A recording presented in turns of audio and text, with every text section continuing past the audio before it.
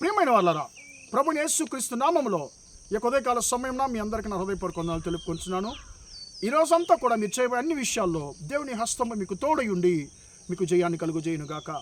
ప్రియులరా, మొదటి దినవృత్తాంతంలో 4వ అధ్యాయము 10వ వచనంలో ఒక మాటలా మనం చదువుతున్నాము. అతడు మనవి చేసినది దేవుడు అతనికి దయచేసెను అనేటువంటి మాటలు మనం చూస్తున్నామండి. ఈ యొక్క ఉదయకాల సమయంలో ప్రభువైన దేవుడు నిన్ను నన్ను చూసి ఆయన అంటున్నాడు, నా కుమారుడు, నా కుమార్తె, నీవు నా దగ్గర నా యొద్ద నువ్వు మనవి చేసినటువంటి నీ మనవిని నేను ఆలకించి ఉన్నాను. నీ మనవి ప్రకారం, అంటే నీ ప్రార్థన ప్రకారము నువ్వు ఏదైతే నా దగ్గర కోరుకున్నావో దాన్ని నేను నీకు అనుగ్రహించబోతున్నానని చెప్పి దేవుడి యొక్క ఉదయకాల సమయంలో నీతో మాట్లాడుతున్నాడు. పిల్లరా, ఈ యొక్క వచనము దీనికి పైన ఉండేటువంటి 9వ వచనము, అంటే మొదటి దినవృత్తాంతంలో 4వ అధ్యాయము 9-10 వచనంలో ఎబ్బేజు అనేటువంటి ఒక మనుషుని గురించి మనం చదువుతున్నామండి. ఈ యొక్క ఎబ్బేజు యొక్క జీవితము ఈ యొక్క 2 వచనాల్లోనే అది చాలా క్లుప్తంగా చెప్పి ముగించబడుతుందండి. ఈ యొక్క ఎబ్బేజు అనేటువంటి ఒక వ్యక్తి యొక్క జీవితము ఈ 2 వచనాల్లోనే ముగించబడిన అతని యొక్క ప్రార్థన చాలా చాలా గొప్పది. అది చాలా పెద్ద ప్రార్థనను ఈ యొక్క వ్యక్తి ఒక్క వచనంలోనే ఆయన ప్రార్థించి ముగించాడు. ఆయన జీవితము ఎంతగా దుఃఖ పరిస్థితుల్లో ఉన్నది, ఆయన ఎలాగ దేవుని దగ్గర మొరపెట్టాడు, దేవుని దగ్గర ఏదైతే ఆయన కోరుకున్నాడు, దేవుడు ఆయనకి ఎలాగ ఆయన జీవితాన్ని మార్చాడనేటువంటి విషయం అంతా కూడా ఇక 2 వచనాల్లో మనం చూస్తున్నామండి. ఇక ఎబ్బేజు యొక్క పరిస్థితి ఏంటి, ఆయన యొక్క గతం ఎలాగుందంటే, ఆయన పుట్టినప్పుడు ఆయన తల్లి ఆయనకు ఒక పేరు పెడుతుంది. ఇతడు నేను దుఃఖముతో కంటినని చెప్పి అతనికి ఎబ్బేజు అనే పేరు పెడుతుందండి. ఎబ్బేజు అంటే ఏంటి అర్థము? దుఃఖపు పుత్రుడు, దుఃఖపు కుమారుడు అని అర్థం అండి. ఇప్పుడు ఒక తల్లి తన బిడ్డకు ముద్దుగా ఎన్నో పేర్లు పెట్టేది మనం చూస్తున్నామండి. కానీ ఇక్కడ ఎబ్బేజు యొక్క తల్లి తన కుమారునికి దుఃఖము అని పేరు పెడుతుందండి. ఇతని యొక్క జీవితము దుఃఖంలోనే అది కొనసాగుతుంది. ఆయన ఒక యవ్వన ప్రాయం కూడా దుఃఖంలోనే కొనసాగి ఉండవచ్చు. ఈ రోజుల్లో కూడా మనల్ని కూడా మనం చాలామందిని చూస్తుంటాము. మనం చూశారంటే, ఉదయాన్నే ఇతని ముఖం చూశాను, ఇతడు ఏ యొక్క ఆశీర్వాదం లేని ఒక వ్యక్తి, ఇతడు నాకు ఎదురొస్తున్నాడు, నేను వెళ్ళే కార్యం ఇంకా వెళ్ళే విషయం నాకు సక్సెస్ అవుద్దో లేదో, ఇంకా అది చేయికి వచ్చినట్టే అని మన గురించి కొంతమంది చెప్పించేది మనం చూస్తున్నాము, సనుక్కునేది మనం చూస్తున్నాము. ఇలాంటి యొక్క పరిస్థితే ఎబ్బేజు యొక్క పరిస్థితి.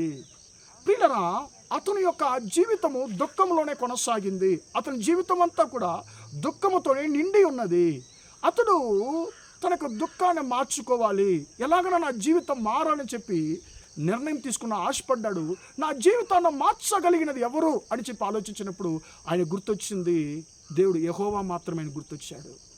ఆయన పాదాలు నేను పట్టుకుంటే మాత్రమే, ఆయన దగ్గర నేను విన్నపిస్తే మాత్రమే నాకు ఆ పరిస్థితి, నా జీవితం, నా సమస్యలు మారిపోతుందని చెప్పి ఒక నిర్ణయం తీసుకున్నాడు.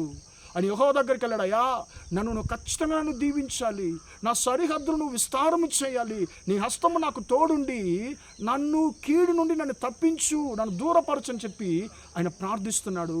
ప్రియులరా, ఆయన దుఃఖం ఆయన వెంటాడుతుందని చెప్పి ఆయన చెప్తున్నాడు. ప్రియులరా, ఎక్కడికి వెళ్ళినా కూడా దుఃఖం ఆయన వెంటాడుతూనే ఉంటుంది.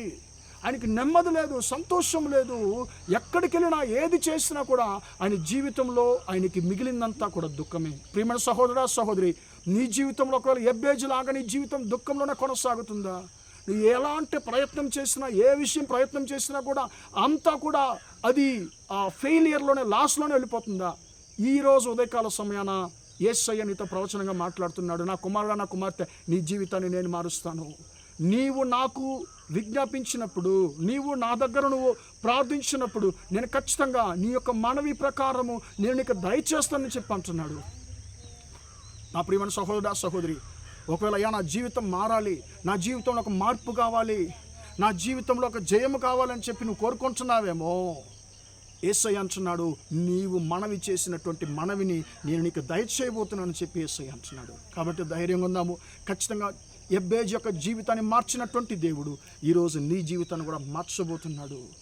ఇంతవరకు దుఃఖంలోనే కొనసాగిన నీ జీవితంలో యేసయ్య మీద ఆశీర్వాదాన్ని మాత్రము చూసేటువంటి మంచి రోజులు నీకు ఇవ్వబోతున్నాడు.